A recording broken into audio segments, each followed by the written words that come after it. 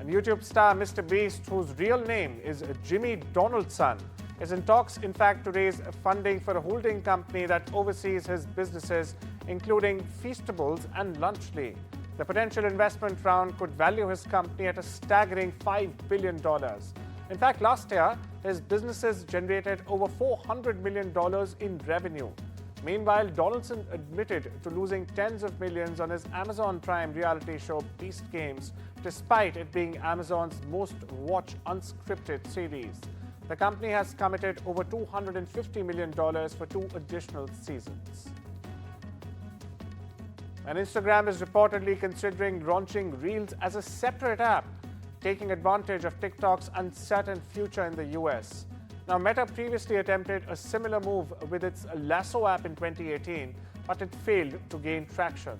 The company is also expanding video editing tools to compete with TikTok's parent company, ByteDance. Meanwhile, chip giant NVIDIA has reported a 78% surge in fourth-quarter sales, fueled by rising demand for artificial intelligence.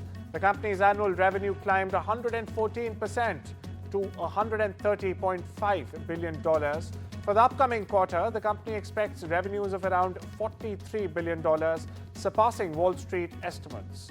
Now, net incomes rose sharply to $22 billion, while gross margins tipped slightly to 73% due to newer, costlier data center products. The focus now shifts to the company's next-generation AI chip, Blackwell, which is expected to significantly boost sales in the next year and this year as well.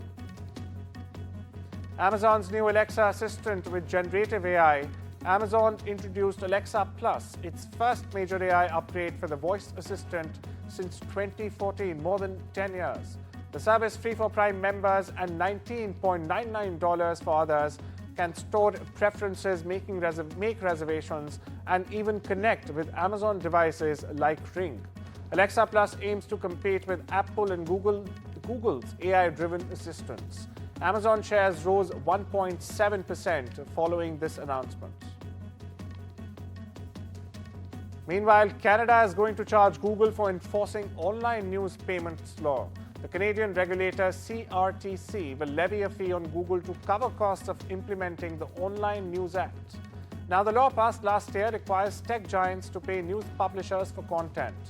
Google, which agreed to pay Canadian dollars 100 million annually to publishers, has criticized the new fee as an unfair regulatory burden. Meta, in contrast, backed news on Facebook and Instagram in Canada to avoid payments. The fee structure takes effect from the 1st of April with no upper limit on charges.